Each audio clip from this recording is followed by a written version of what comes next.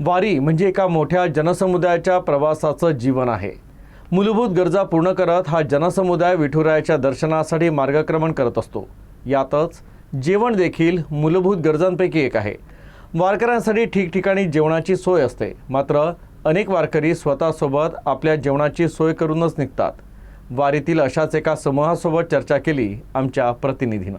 आपण बघू शकतो की वारकरी आता पंढरपूरकडे जात असताना त्यांनी काही ठिकाणी ट्रकमधून देखील वारकरी जात आहेत। आता या ट्रकमध्ये काही आपल्याकडे महिला भगिनी आहे, त्यांनी इथे स्वयंपाकाचं देखील नियोजन केलेलं आहे। आपण त्यांच्याशी बातचीत करूया। कुठून आल्या तुम्ही? पंढरपूरहून। पंढरपूरहून आल्या आणि चालल्या कुठं? पंढरपूरला। म्हणजे पंढरपूरवरून आळंदी आणि आळंदीहून पुन्हा पंढरपूर। अच्छा, काय कशी व्यवस्था केली आहे? हे काय दिसायला व्यवस्था केली, छान केली व्यवस्था। पण कसं नियोजन करता तुम्ही एवढं सगळं? घरून सामान आणतो सगळं, पालं वेळू, पुणे सामान स्वयंपाकाचं, भांडे हे सगळं, बायका स्वयंपाकाला, माणसं पण तंबू ठोकायला। आणि किती लोकांचा स्वयंपाक असतो? 500 लोकांचा। 500 लोकांचा। 500 लोकांचा स्वयंपाक किती लोक करतात? 15 बाया करतात आणि 10 माणसं उचलायला ठेवायला लागतात ना माणसं तेवढी।